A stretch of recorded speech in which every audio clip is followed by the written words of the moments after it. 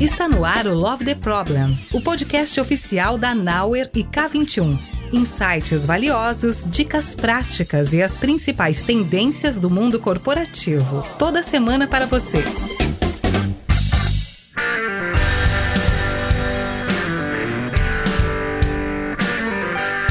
Fala pessoal, bem-vindos a mais um episódio do Love the Problem. Hoje é um episódio especial porque é um episódio comemorativo. Estamos fazendo 13 anos de K21 e Knauer. E aí eu trouxe aqui para contar um pouquinho dessa história o Garrido e o CFC, que quem é de casa já conhece há muito tempo, né? Mas eu vou deixar eles se apresentarem um pouquinho, já contando um pouquinho da história, né? Como é que vocês vieram parar na K21 e na Knauer? Pode ser essa a apresentação de hoje? Garrido, começa aí.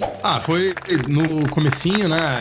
Eu tava na PUC do Rio e eu estudava com o Rafael Sabag, que era meu amigo do MBA. A gente fazia MBA junto lá na Escola de Negócios da PUC. E aí a gente começou a trabalhar no laboratório de computação gráfica da PUC, no TecGraph. E aí, em determinado momento, o Rafa falou assim, poxa, cara, a gente tá dando aula de Scrum aqui direto. A gente fazia muita palestra, eu e o Rafa. E a gente viajava pra fazer palestra, era mó barato. E aí ele falou assim, poxa, a gente podia transformar isso num negócio e tal. Aí eu achei aquela ideia muito avançada pra mim no momento, né? É uma coisa, tipo, não tinha pensado em empreender, assim, nesse sentido. E o Rafa falou, não, então eu vou seguir meu caminho aqui, em uma hora a gente se encontra. Isso aconteceu em 2008. E a gente acabou fazendo mestrado também juntos e tal, e depois a gente se reencontrou em 2013 e ele trouxe a ideia, falou, pô, cara, vamos fazer um negócio juntos e tal? E aí ele falou, fez o convite, eu topei, eu nem pensei sobre, sendo bem honesto, hoje eu deveria ter pensado melhor, mas não pensei, eu simplesmente aceitei.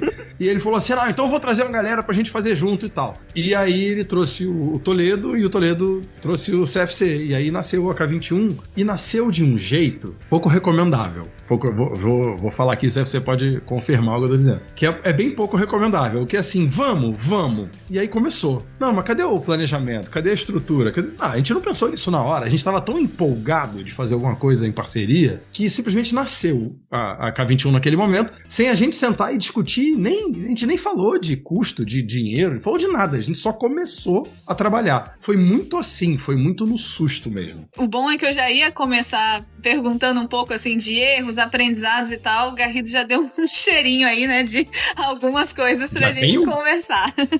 E você, CFC, como é que chegou essa notícia pra você e como é que você veio parar aqui? Vocês veem como é que é o 2-2, né? Garrido descrevendo aqui, ele já meio que descreveu o 2-2 aqui. O Rafa foi, no fundo, um grande elo de conexão para que Garrido e ele já tinham uma relação. Rafa e Toledo também já tinham uma relação mais antiga, de terem trabalhado juntos, Tecnograph, PUC também ali, aquele ambiente PUC. E eu tava na FRJ, já trabalhando com Toledo, a gente já dava aula junto, a gente já tinha alguns projetos juntos, que a gente apoiava algumas empresas também, antes mesmo da K21 existir, fazia ali treinamento, fazia algum tipo de consultoria e tal. E, pô, legal, né? Tem o Garrido que vinha com uma experiência bacana de Globo, tinha o próprio Rafael que tava dando literalmente aula no mundo inteiro, o cara tava viajando para sei lá quantos países já fazendo e querendo montar um negócio duradouro que não fosse só de viagem, então foi muito bacana, assim, acho que isso é uma coisa legal de complementar. A gente não tinha um plano de negócio, mas a gente tinha negócios que cada um de nós já estava fazendo. No fundo, acho que tem vou falar da minha perspectiva pelo menos, uma chance de sinergizar, de crescer e já complementando, que bateu até no próprio escolha de nome na época, Knowledge 21. Com essa influência do Rafael, o que a gente sabe fazer vale inclusive não só para o Brasil, vale para fora também. Então tinha muitos sonhos, mas também tinha isso, um pouco pegando no que o Garrido falou, né? Dava para sempre ter planejado melhor. A gente se arrepende? Eu vou falar por mim. Não, porque também o excesso de planejamento também não garante que ia ser tudo no ar, botar tudo de pé bonitinho e tal. Mas, sem dúvida nenhuma, eu acho que uma coisa que me atraiu foi a cabeça, e o Toledo gosta sempre também muito de falar disso. Todos os quatro acreditavam muito em melhoria contínua, acreditavam muito tinham valores muito parecidos de querer crescer, de ouvir feedback. Então, isso foi uma cola que nos uniu muito ali no início, né? E apesar já entrando aqui então em alguns assuntos que eu queria perguntar pra vocês, né? Desses 13 anos, tem 8 que eu tô aqui, né? Eu tava fazendo essas contas também. Falei, nossa, em 8 anos já, muita coisa mudou, assim. Mas eu queria perceber aqui com vocês o seguinte, já que começou de um jeito um pouco mais orgânico, sem algo muito estruturado ou formalizado. Vocês se lembram, assim, do primeiro problema real que vocês olharam e falaram assim, nossa, é para isso que a gente está criando essa empresa? É para resolver esse tipo de problema que a gente tá aqui, assim, e que foi talvez um direcionador desse início de estruturação maior e consolidação, né, dessas vontades, enfim, que vocês estavam ali de trabalhar junto e de fazer acontecer? Posso trazer uma perspectiva interessante sobre isso? Porque no começo, exatamente o que você falou, a gente tinha bastante experiência em ajudar empresas, mas cada um trabalhando por conta própria e tal. Às vezes o Toledo fazia junto com o CFC, eu fazia alguma coisa junto com o Rafael, mas a gente já fazia muita palestra, já ensinava muito, já ajudava empresas naquela época. E aí, quando a gente se juntou, uma coisa que ficou clara pra gente, principalmente porque a gente tá falando de 2013, né? Então, em 2013, o Scrum tava começando a espalhar mundo afora numa velocidade bem grande. E o que a gente mais via no mercado não era o uso do Scrum, era o uso de um negócio parecido com o Scrum, chamado Scrum lambada, que é aquele Scrum mal feito, com um pedaço faltando, que aí o pessoal ignora os porquês e tal. E o Scrum lambado era a coisa que a gente mais corrigia. Então a gente entrava numa empresa para, tudo bem, é assim que vocês fazem, mas tem um jeito aqui mais interessante de fazer. E a gente gostava muito de explicar os porquês. E aí acho que o primeiro grande problema que a gente começou a trabalhar naquela época era levar o que era a essência de verdade da coisa, da agilidade, né, da ideia, levar essa essência para as organizações. E a gente fazia isso com consultoria, a gente fazia isso com treinamento, mas essa cola que a gente tinha entre a gente, que o CFC falou de melhoria contínua, etc., tem a ver com essa essência. Que isso é uma coisa que a gente nunca abandonou nessa jornada grande da gente. Que é, a gente nunca deixou a essência do porquê a gente está aqui para trás. E aí a primeira oportunidade que a gente teve foi de começar a corrigir o tal do Scrum lambado. Foi por aí, acho que foi o grande desafio que uniu a gente mais ainda. Tem um negócio que eu gosto sempre de falar, né? Queira ou não, a gente já teve, na rede também aconteceu com ele, de estar ao lado da mesa de quem contrata uma empresa de serviços. A gente criou uma empresa de serviços, certo? A gente presta serviços para outras empresas.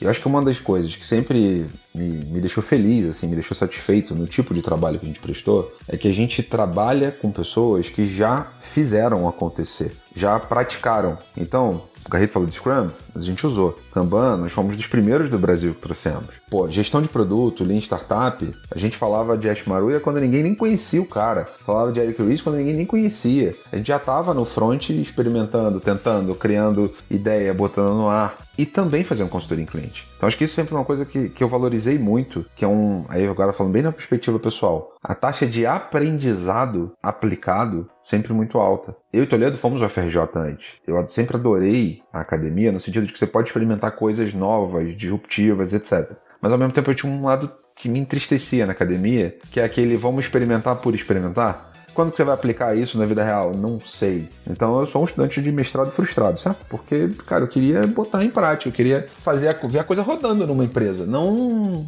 vamos fazer a ciência pela ciência. Nada contra fazer a ciência pela ciência, é super importante, né? Não tinha vacina, não tinha várias coisas que demandam um caminho mais longo, mas não é o que me motiva. Uhum. E eu acho que a gente conseguiu aliar uma empresa que veio de educação, mas que tem um viés de execução, de aceleração de resultado, coisas que a gente fala hoje em dia, mas que vem lá desse DNA, porque a gente não tá só ensinando. Tem aquela piada, né? A melhor forma de você é professor ou você trabalha também? Sabe aquela piada assim? E a gente sempre tentou fugir desse estereótipo, porque não é só ser palestrinha ou sala de aula. É saber fazer e trazer, e aí eu acho que isso conecta inclusive com o DNA que a gente tentou manter quando a empresa vai crescendo, que é, cara, como é que mantém pessoas, trazendo pessoas que também sabem fazer? Porque é muito fácil, ainda mais no mercado digital em geral, que cresceu muito, estamos falando de 2013, certo? Onde tudo começou. Se você pegar de 2013 até 2023, esse mercado mais do que exponencializou. Manter esse DNA foi um baita desafio, já entregando, né, Rafinha, aqui. Porque como você traz gente pro time também que mantém esse DNA inicial de saber fazer as coisas e não só saber ensinar. Então esse sempre foi um ponto de valorização e uma cola muito legal, assim. Tem um negócio interessante sobre isso, CFC, que é aquele valor que a gente sempre discute internamente aqui, que é a gente não ensina ou faz nada, não oferece nenhum serviço ou ensina alguma coisa que a gente não tenha experimentado exaustivamente antes. Porque eu acho que tem esse conceito que que é uma cola desde o começo entre a gente, que é a tal da autenticidade. Eu não vou ensinar um negócio que eu não experimentei. Eu não vou ensinar um negócio só que eu li num livro. Então, acho que esse desejo, os 4 tinham já. Essa vontade de, vamos botar em prática, ajudar outras pessoas para elas aprenderem aquilo que a gente já faz. Isso, para mim, é uma cola muito importante que a gente tem até hoje. E é engraçado que esse ponto que você trouxe das pessoas que vieram para cá, elas têm essa cola com a gente também. E isso, para mim, é um valor da K21 que é, para mim, fantástico. Enquanto você falava isso, Garrido, eu me lembrei, inclusive, de quando eu cheguei, né? Porque lá em 2018, quando eu cheguei, uma das coisas que eu já trabalhava era o OKR. E a gente ainda não ensinava OKR. E quando eu trouxe, né, pra vocês essa proposta, a primeira coisa foi, então vamos fazer aqui dentro primeiro. A gente quer ver esse negócio rodando na prática. E aí sim a gente começa a fazer nos clientes, né? E a gente começou essa experimentação dentro de casa para que todo mundo pudesse ter contato, para que todo mundo soubesse o que era aquilo de verdade, como fazer na prática, na vida real, e assim preparar as pessoas para poderem aplicar aquilo nos clientes, né? E aí foi quando começaram a surgir nossas primeiras aulas de OKR, nossos primeiros clientes de consultoria lá em 2018 ainda, né? Então é muito bom ver isso se mantendo ao longo desses 13 anos, né? Agora a gente tá vivendo uma outra onda, né? Que assim, vamos chegar lá para poder falar disso também, mas as ferramentas de IA, a construção, a programação, tudo que tá mudando nessa construção e como isso tá sendo feito dentro de casa também. Começou aí, inclusive, com uma frente muito forte que o Garrido tá puxando aqui há algum tempo já, e com aprendizado contínuo. E aí acho que isso é um ponto legal, né? De falar sobre a essência também, né? Essa melhoria contínua, ela também vem com esse aprendizado contínuo, que é um aprendizado que se faz na prática, não é um aprendizado somente teórico, e o quanto isso faz diferença tanto para as relações, para a evolução da empresa, para como a gente se posiciona no mercado, né, e para tudo que a gente faz acontecer aí. E falando um pouquinho disso também, né, conectando com essa parte de realidade, né, de fazer na prática, de fazer acontecer, um ponto crucial para isso é ter resultado. E aí eu queria ouvir de vocês um pouco quais foram os resultados nesses 13 anos, assim, que vocês viram acontecer, que vocês mais se orgulham, assim, transformações de clientes, de pessoas, resultados internos. O que vem à cabeça quando a gente faz, assim, essa retrospectiva, né? 13 anos empreendendo, quais são os principais resultados que vêm na cabeça de vocês? A gente fala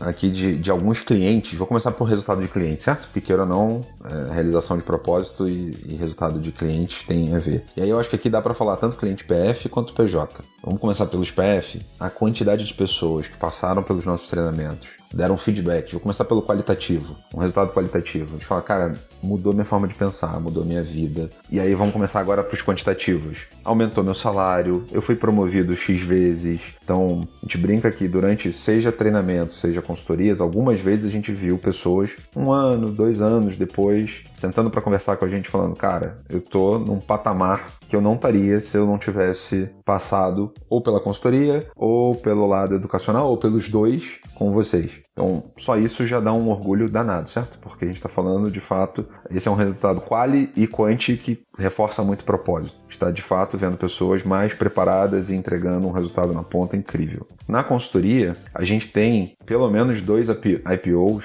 e pelo menos 2 incorporações de empresas, etc., que a gente ajudou no currículo. Primeiro de todos, eu acho que uma das mais famosas que ficou da gente foi o PagSeguro, onde eu atuei bem na frente. Eu tinha acabado de me mudar para São Paulo, do Rio para São Paulo, e essa deu um orgulho danado, porque a gente estava falando de uma empresa que tinha ali seus 200 e poucas pessoas quando a gente começou o trabalho no final de 2015, e que quando a gente saiu já tinha para mais de 2.000, 3.000 pessoas, um resultado incrível, botando um resultado maneiro na rua, e que, além disso tudo, gerou bons amigos, que são amigos até hoje, certo? Mari Zaparoli, Marden, Sandro, agora eu vou... tem tanto amigo a mais, desculpa, foi mal se eu não falei seu nome, certo? Alguns trabalharam com a gente, vieram trabalhar com a gente depois, no futuro, outros a gente continuou trabalhando nas empresas para onde foram, mas assim, isso é um orgulho danado, certo? De case. Deve falar outros, mas eu vou deixar o Garrido falar um pouquinho também, porque senão só eu falo. Eu tava pensando aqui, curiosamente, hoje de manhã eu recebi uma mensagem de uma pessoa agradecendo, dizendo, cara, consegui aquela promoção que eu tava buscando, pô, obrigado, foi você que ajudou, não sei o quê. Eu até não gosto muito de tornar essas coisas públicas, porque eu guardo com muito carinho, mas eu não falo muito sobre, mas, obviamente, nos últimos anos eu foquei muito na parte de educação, né? O impacto do que a gente entrega pras pessoas é enorme, porque é de mudar a vida mesmo, né? E isso é muito legal, Tem, obviamente, histórias aqui para uns 2 ou 3 episódios do Love the Problem falando sobre esses impactos, mas eu acho que o que me faz acordar de manhã e sentar aqui na frente do computador e começar a discutir com as pessoas e trocar ideia e tal, é justamente essa possibilidade que a gente tem de pegar a nossa experiência, a vivência que a gente tem fazendo essas transformações, essas mudanças em empresas que não são só no Brasil, é mundo afora, e a gente conseguir, de fato, olhar do outro lado o ponteiro de negócio mudando, a pessoa evoluindo na sua carreira, a pessoa acelerando o seu processo de aprendizado, de entrega de valor. Isso não tem preço. É absolutamente fantástico a gente conseguir fazer o nosso trabalho gerar um impacto na vida de alguém. E isso é o pagamento pelo trabalho, sabe?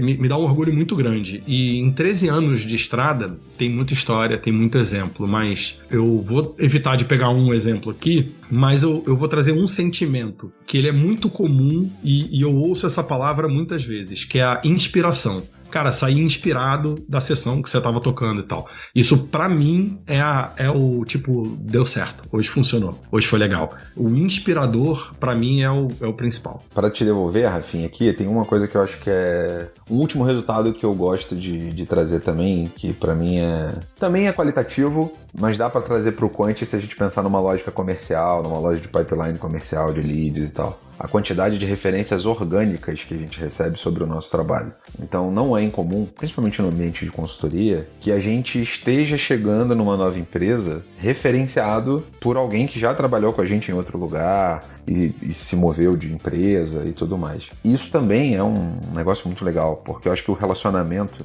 conseguir basear um relacionamento que não seja só transacional e a pessoa vai para outro lugar, confia na gente, tem esse viés de, poxa, talvez eu não seja uma empresa que eu preciso fazer o mesmo trabalho que eu estava na outra, mas eu precisava da ajuda de vocês e eu confio em vocês para me ajudar nesse status aqui. Isso é muito legal, porque é sobre ser reconhecido também. E é um resultado, né? E aí o resultado na via inversa agora, talvez sendo um pouco mais egoísta aqui, que é o cliente buscando a gente, trazendo novos leads, novos clientes pra gente, porque confia. Então, é também acho que um resultado do ponto de vista de cliente, de reconhecimento muito legal. Tem, então, né, essa construção de uma rede, né? Acho que tanto para pessoa física quanto para pessoa jurídica, né? Quando a gente olha os dois aspectos, a gente está impactando em rede, né? Acho que eu ouvi muito isso de vocês, né? Impactando diversas carreiras, impactando diversas pessoas, diversas organizações. Dentro desses 13 anos também, uma coisa que eu queria ouvir é o que mudou para vocês na percepção de mercado, né? Então, o Garrido falou lá do escrolhambado, né, que foi lá do começo, mas mudou ao longo do tempo as necessidades, as dores desses clientes, esses movimentos de mercado? O que vocês viram, assim, dessa jornada das pessoas que buscam a K21, que buscam a Noware para fazer transformações, né? O que mudou aí ao longo desses 13 anos? Tem um ponto interessante, eu acho que o Covid foi um momento, né?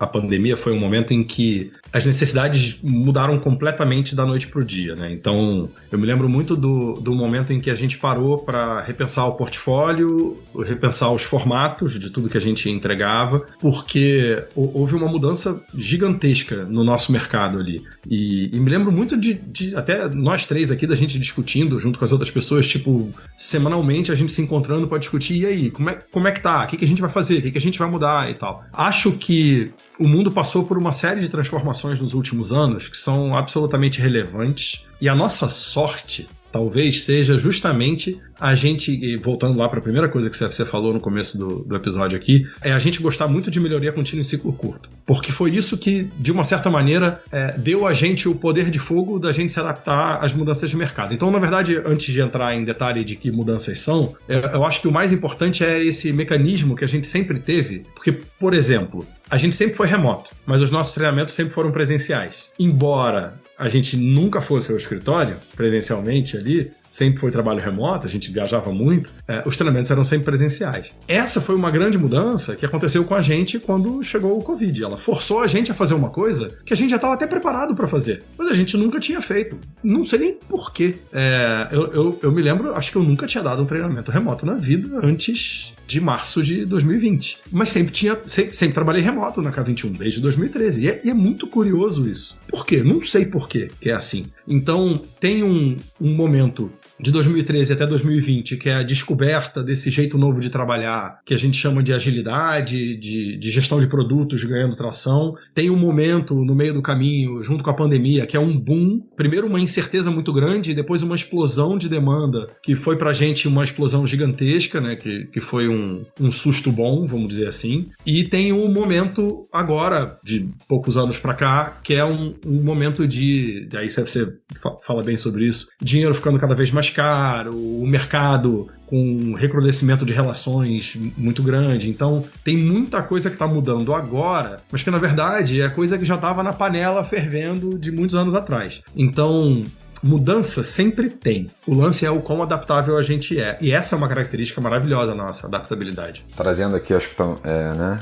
O Garrido resumiu bem. Mundo presencial até 19... aquela coisa, né? Todo mundo falando de digitalização, de digital e etc. Mas todo mundo, acho que num cenário de muita abundância, falar de inovação, dinheiro disponível, mas todo mundo meio incrédulo sobre o digital. Principalmente as empresas, acho que é importante, né? O contexto da nossa ótica, ele vai estar contaminado por empresas médias e grandes, que é a maior parte das empresas para as quais a gente trabalha. Então, digamos assim, o perfil de cliente que mais a gente trabalha. E a gente sempre trabalhou muito apoiando, principalmente em educação, startups e tal, mas não aquela startup talvez de 2 pessoas. A gente já está falando mais de um cenário de scale-ups. Então a gente tem um perfil e, obviamente, a nossa lógica aqui, a nossa ótica está conectada nesse tipo de perfil que a gente trabalha no dia a dia. Veio 2020, boa parte daquelas perguntas das empresas dinossauro, principalmente, sobre será que esse negócio do digital vai? Mudou completamente, certo? Vai. E aí parece que rolou, inclusive, um pânico. Tipo, vai com tudo, e aí essa lógica de inovação bota dinheiro em projeto que estava na gaveta há anos, e cresce time, e faz tudo, e veio a ressaca, né? 22 para 23 ali, começa a vir a ressaca.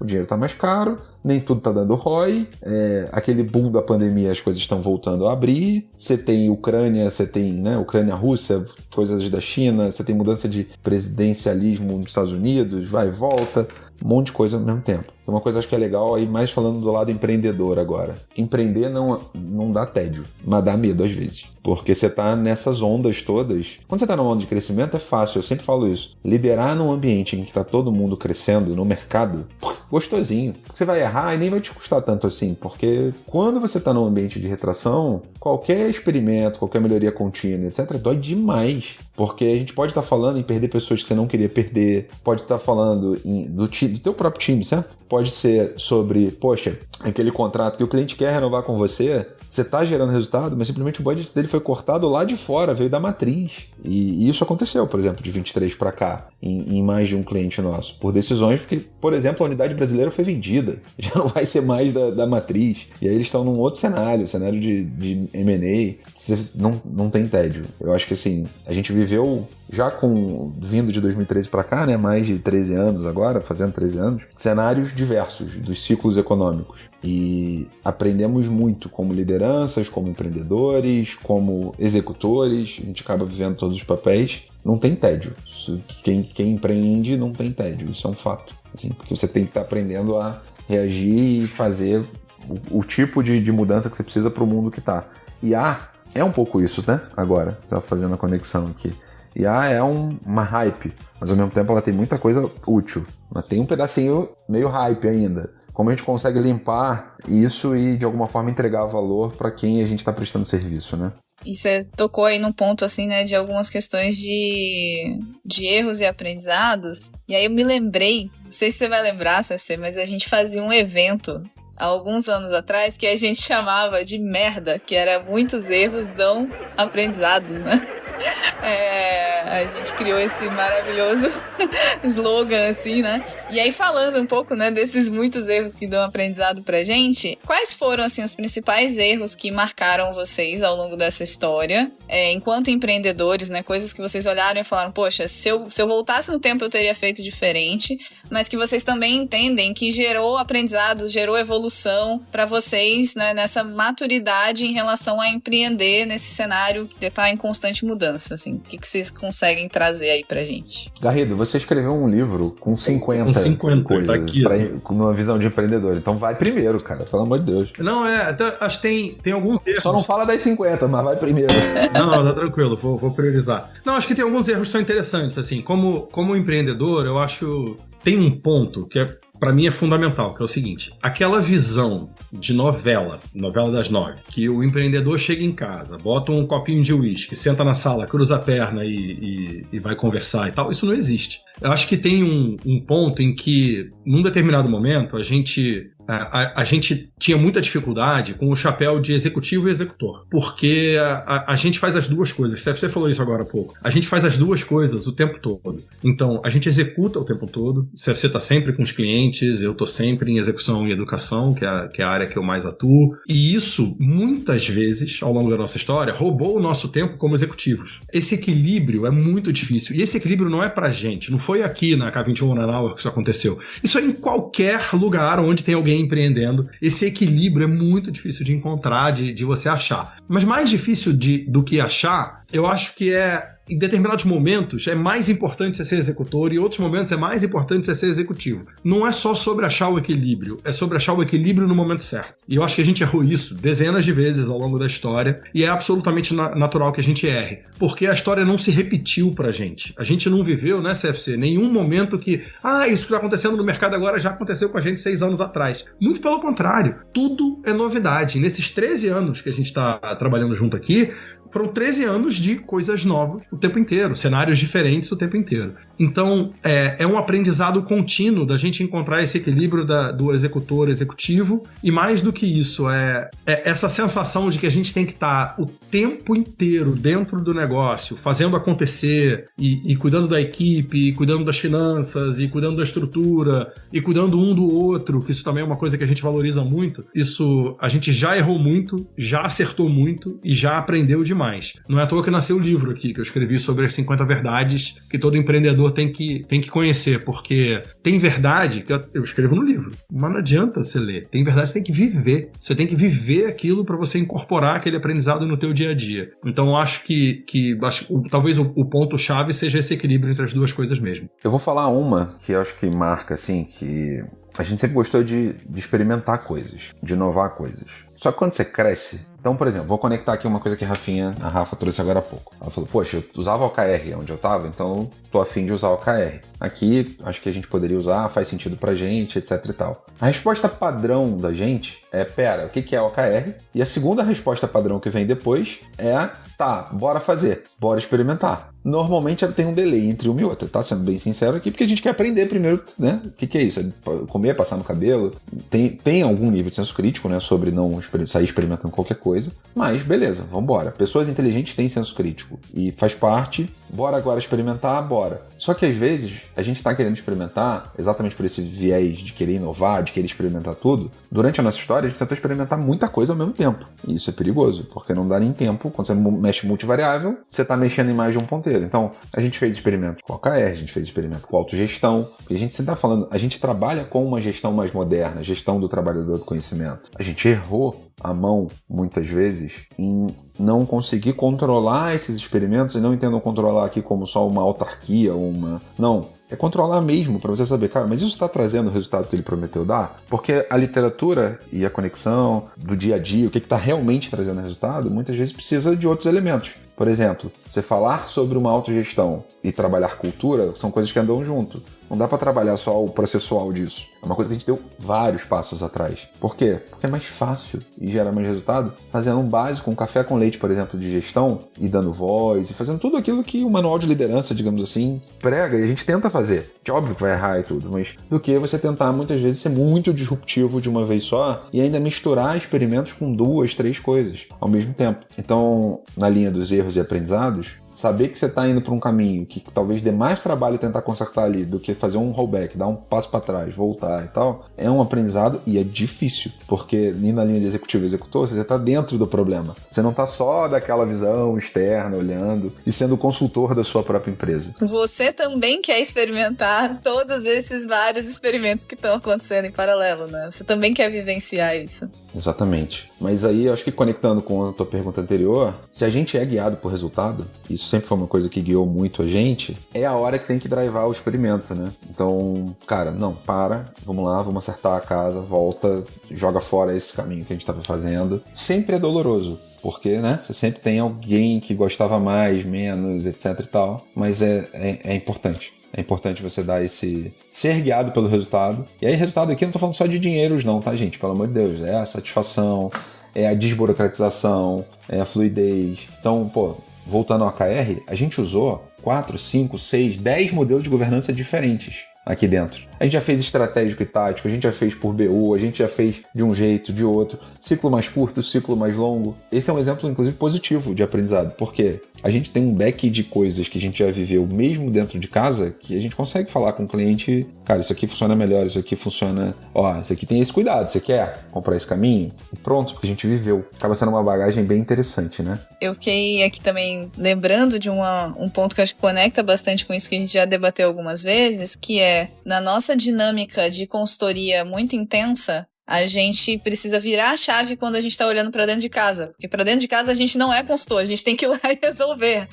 Não tem alguém que a gente pega na mão e vai fazer junto, né? Porque com o cliente a gente vai fazer junto. A gente não vai ser aquele consultor que só vai dizer, faça isso, faça aquilo e não vai se envolver. Mas a gente também não é a pessoa que é a linha de frente pra fazer uma coisa acontecer, né? Dentro da consultoria. E dentro de casa a gente né? Então eu acho que nesse equilíbrio entre executor e empreendedor aí, enfim, a gente também precisou aprender muito, né? Todas as lideranças, acho que aqui dentro precisaram aprender muito a virar essa chave do papel de consultor versus o papel de quem tá ali fazendo acontecer, porque a gente também se envolve nesse dia a dia, né? Faz sentido?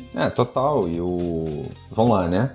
Como consultor, a gente pode até ter que tomar a decisão e tomar a frente, acontece em alguns clientes, mas normalmente você é contratado por alguém, por alguma área que tá, né? Dentro de casa, se você tá numa função super estratégica, beleza. Mas, gente, quando você tá num time de 50 a 100 pessoas, não dá pra ser só estratégico. Acho que isso é uma coisa importante aqui, conecta com uma coisa que o Garrido falou. Mas tem que sujar a mão, tem que fazer. Então, acho que isso é um aprendizado também, Rafinha, conectando aqui na sua pergunta de aprendizados. Se você vai ler qualquer manual de empreendedor, as pessoas falando, você tem que sair do operacional, você precisa ser apenas estratégico, etc e tal. Esse também é um aprendizado, cuidado, porque se você muito cedo for só pro operacional, ou só pro estratégico, na verdade, não é nenhum nem outro, você vai ter que ficar no meio do caminho consciente, porque a empresa de 50 a 100 pessoas não é a empresa de 1.000, 2.000, 5.000 pessoas. Com certeza você vai precisar ser um pouco mais estratégico num cenário como esse, mas tudo depende do tipo de negócio que você tem. Num negócio mais boutique, como é o nosso, em que a gente está falando de qualidade, de serviços, etc., você dificilmente vai ter 5.000 pessoas nesse tipo de negócio, certo? Porque teriam que ser 5.000, consultores super faixa preta, trainers super faixa preta. Você não é um tipo de business fácil de escalar. E aí são as dores e coisas que você tem que aprender também com o tempo. Qual é o tipo de característica do teu negócio? O que você quer ser? Tá tudo bem você não virar a empresa de 5.000 pessoas, se você quiser manter o DNA que você tem. Você tem sempre a opção de mudar o DNA e ir para um outro tipo de negócio. Então são os aprendizados e as coisas, e com isso vem a gente não vai ser só estratégico. Isso também é importante. Mas você está sendo contra o manual de, né? Pega hoje em dia, o mundo influencer, você pega grande parte dos empresários e fala, você precisa largar completamente o operacional. Mais ou menos. Qual é o teu tipo de business? Estamos falando de quê aqui? De operação. Então, são esses aprendizados interessantes, né, que vão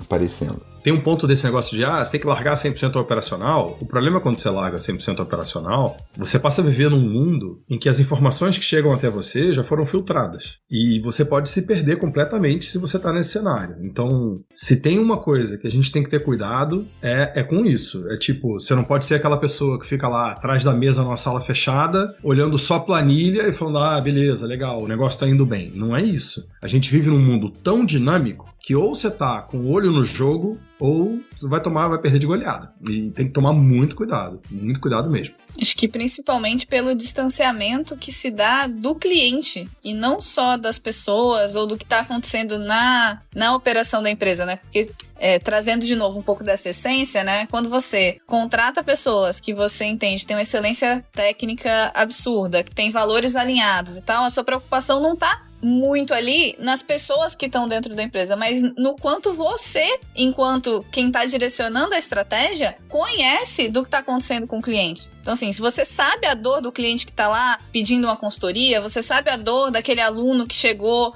para fazer uma aula, né? Você sabe o que acontece quando alguém chega no nosso atendimento. Se você fica muito distante disso, você perde a conexão com a razão de existir da empresa, né? Porque a empresa, por si só, ela vai existir para sanar a necessidade do cliente. Então, acho que esse é um ponto super importante, que estar um pouco envolvido na operação não quer dizer que vocês estão ali executando as coisas o tempo todo, mas estar vendo em primeira pessoa aonde as coisas acontecem, né? Que aí a gente pode até voltar para dinâmicas aí de descer pro Gemba e coisas que a gente já fala aí há 1 milhão de anos no mercado e que continuam sendo válidas, né? Continuam sendo muito reais. Perfeito. Por exemplo, essa coisa de estar conectado com cliente, cooperação. Vamos pegar o cenário atual. A gente tem um conjunto de empresas razoavelmente grande resgatando manuais de orçamento base zero, de instrumentos de gestão de crise. Por quê? Porque elas estão vivendo um ciclo de aperto econômico. E aí elas estão trazendo do baú, né, daquele mais fundo do baú, uma série de coisas que elas estão usando lá no passado, lá de um passado distante. Cobrando metas individuais, quando muitas vezes no contexto dela não faz sentido, e uma série de coisas assim. O problema são essas ferramentas? Não. O problema é como a gente apoia essas empresas a não cair nas disfunções de ferramentas tipo essas. O problema, por exemplo, de vez em quando a gente ouve as pessoas tentando puxar OKR versus BSC. OKR é uma ótima ferramenta, BSC pode ser uma ótima ferramenta. O lance você está tratando as disfunções que já tinham no BSC, por exemplo, que gerando uma meta individual, tarefeira, etc e tal na empresa? Porque num cenário econômico apertado como a gente está hoje, a última coisa que eu quero é ser ineficiente financeiramente, do ponto de vista de resultado, gastar, né? Muita empresa está apertada. Então a gente está conectado nesse dia a dia dos clientes, é importante, porque isso muda o nosso portfólio também do que ofertar. Eu não estou falando para muitas empresas de criação de 20 e 30 times agora, porque elas não estão com CAPEX para isso, certo? Não estão com verba de investimento para isso. Então, elas estão falando de eficiência operacional, olha a conexão com IA, ficando cada vez mais importante, e o que dá realmente para fazer, o que não dá. Elas estão falando de redução de quadro, muitas vezes, ou pelo menos de melhor uso, porque elas não vão conseguir crescer quadro, apesar da empresa estar crescendo, e assim vai. E que tipo de produtos, serviços a gente vai ofertar que ajudam elas nesse contexto atual, que não são as mesmas coisas que a gente estava falando de 10 anos atrás, certo? Em que muita gente estava experimentando time ágil. E será que dá para ganhar agilidade? Não, a agilidade agora está sendo exigida, não está sendo ensinada. É outro patamar. Inclusive porque a gente já tem 13 anos que a gente está falando disso, certo? Pelo amor de Deus, já mudou o jogo mesmo. Então agora não é mais sobre ensinar apenas, é sobre, cara, tá fazendo, tá executando, tá gerando resultado aí. Eu tô falando de financeiro mesmo, na última linha, porque se não tiver, cara, a grana tá curta. Pega varejo, certo? A notícia desses dias aí, de mais desligamentos, por exemplo, em Big Tech e afins e tal, blá blá blá. O que tá por trás? Fazer mais com menos. Essa é a tônica do momento. Naturalmente, você precisa se adaptar e entender como se apoia nisso.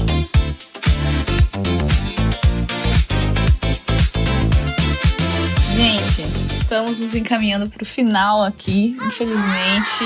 Já? Acho que 13 anos de história, a gente poderia ficar aqui 13 horas seguidas conversando. Tem mais um monte de perguntas que seria legal de fazer, mas infelizmente nosso tempo é limitado. A gente sabe trabalhar com time box, não é mesmo? Então, eu queria pedir, assim, pra gente ir se encaminhando pro final, que vocês falassem um pouco do que vocês não abrem mão como lideranças hoje. Então, olhando, né, pra posição de vocês enquanto direcionadores da estratégia, mas que também estão ali participando da execução quando necessário. O que vocês não abrem mão hoje enquanto liderança? Vou trazer 3 coisas que eu não abro mão mesmo. Primeiro é da essência, porque para mim esse jeito da gente pensar que é, cara, não vou ensinar um negócio ou não vou rodar um negócio que eu não experimentei exaustivamente, acho que essa autenticidade a gente nunca pode perder. Essa é a primeira coisa. A segunda coisa, para mim, é a nossa capacidade de, em ciclo curto, a gente está sempre pensando em melhoria e sempre botando melhoria em prática. Porque esse negócio da melhoria contínua é muito interessante, porque melhoria contínua pode ser visto como perfeccionismo, né? Eu quero ser perfeccionista, eu sou perfeccionista, etc. Acho que não é sobre isso, é sobre adaptabilidade. É você, em tempos cada vez mais curtos, você conseguir se adaptar e ir para onde o mercado de fato precisa. E isso para mim também é um valor muito importante. E a terceira coisa, conversas honestas, porque quanto mais difícil o momento mais transparente a gente tem que ser. Eu acho que você ter a capacidade de ter conversas abertas, conversas honestas, em que a gente de fato discute os temas que estão doendo no momento. E a gente discute não com a intenção de brigar ou de romper com um A ou com B, não é sobre isso. É sobre a gente de fato ser transparente sobre o que a gente está sentindo. Você não toca um negócio por mais de uma década se você não tem conversas transparentes, conversas abertas. É impossível isso acontecer. Ou então a gente vai entrar naquele momento que é tipo, é aquela empresa familiar que só o dono tem opinião e todo mundo tem que fazer o que o dono quer. E isso nunca foi a gente e a gente nunca vai ser assim. Então, acho que são 3 valores que não dá para abrir mão hoje em dia. E se puder ficar uma dica aqui para quem está empreendendo ou começando a empreender agora, cuidado com essas coisas, porque elas destroem teu negócio, se você não tiver. Acho que eu vou adicionar 1 ou 2 coisas aqui no que o Garrido falou, porque eu concordo. Se tiver, assina o cheque, pronto aqui, do que o Garrido escreveu. Mas brincadeiras à parte, é bom que essa piada do assina o cheque, metade dos ouvintes nem sabe o que é, né? Tipo, eu nunca vi um, mas tudo bem. Brincadeiras à parte, eu acho que tem uma coisa que eu aprendi, sempre já foi um valor, mas eu aprendi muito, o relacionamento desenvolvido, seja entre colaboradores, quem está trabalhando contigo, seja com o cliente, seja com quem nem é cliente, mas você conheceu agora, sempre foi um valor meu, e eu acho que como empresa, isso a gente cada vez mais está consciente, ele não pode ser transacional. Ele é de fato um relacionamento preocupado com a pessoa que está do outro lado, porque ela também tem suas dores, seus medos, ela também tem boleto para pagar, mesmo ela estando às vezes numa função de altíssima liderança, e às vezes é sobre uma conversa que nem vai gerar receita agora, mas quem sabe num dia a gente vai trabalhar junto. Então esse relacionamento que vai muito além do transacional é um valor muito importante para mim. Óbvio que isso se conecta, certo, com o que o Garrido falou de conversas francas, conversas duras, não é sobre abuso ou se, né, tipo, não é isso, mas a gente já viu isso, com 13 anos, já tem empresa que nos procurou, porque claramente, e depois, a gente fez o contrato, não sei o que, a pessoa pegou o plano e saiu. É ruim, certo? Você se sente usado, mas beleza, faz parte. Sei lá por que a pessoa fez isso, esse é um problema dela, não é nosso, tá tudo bem. Mas como é que eu mantenho um relacionamento que não esteja preocupado só no transacional? Compra comigo, sabe aquela coisa meio Polishop, sei lá, aqueles programas de TV de antigamente, que compra, não cair nessa lógica de Ciro Bottini da vida. Pronto, lembrei do nome do cara que vende. Está ótimo das referências, Cheque, Polishop. Isso, geração anos 80, gente, melhor safra, é só isso que eu tenho pra dizer.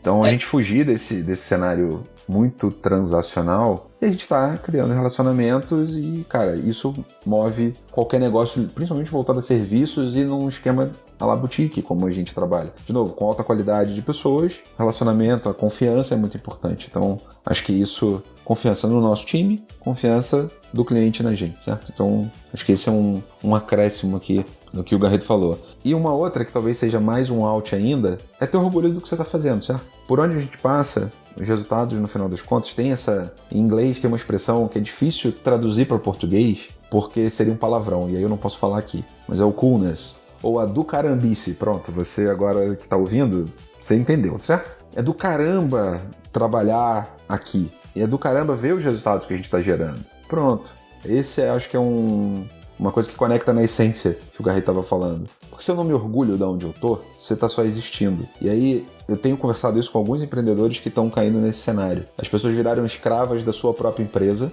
e elas não têm orgulho do que a empresa está gerando. Então isso é uma coisa que é uma armadilha fácil de cair e a gente tenta sempre manter a essência, que no final das contas super conecta aqui com o porquê que a gente nasceu, para gerar resultado, para, enfim, promover de fato uma mudança, uma transformação. E acho que o legal desses dois pontos que você trouxe também é que um tá muito relacionado com o outro, né? Se você fica muito focado no transacional, a chance de você perder ali a sua empolgação, o seu amor pelo que você faz é muito alta, porque no final do dia você só tá olhando pro dinheiro e tudo é um bolo de dinheiro e chega uma hora que isso não é mais suficiente, né? Então, pra mim tá bem relacionado uma coisa com a outra aí. E, de novo, né, trazendo um pouco do que o Garrido trouxe, nada disso vai ser possível se você não tiver sinceridade, autenticidade, conversas francas com todas as pessoas envolvidas, né? Com você mesmo, com as pessoas que você contrata, com as pessoas para quem você presta serviço, e fazer isso de uma forma genuína é o que vai fazer o negócio acontecer. Gente, muito obrigada, foi um prazer gravar com vocês, estava com saudade de gravar com vocês dois, fazia um tempinho, então sei que a agenda foi apertada, como sempre, mas foi muito bom estar por aqui. Pessoal que tá ouvindo a gente, espero que vocês tenham gostado. Queria também aproveitar para agradecer todo mundo que tá ouvindo a gente, que faz parte aí desses 13 anos de história de alguma forma, né? E quem tá chegando por agora também, que faça parte dos próximos 13 anos aí com a gente. Foi um prazer estar por aqui. Obrigada. Até a próxima, galera. Valeu, gente. Obrigado. Boa. Obrigado, gente.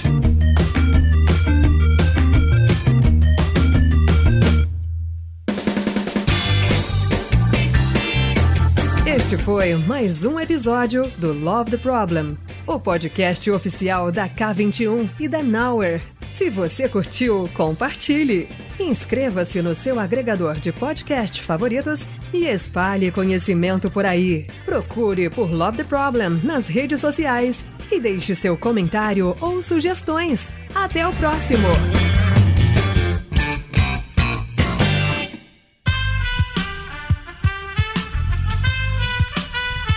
Esse podcast foi editado por Aerolitos Edição Inteligente.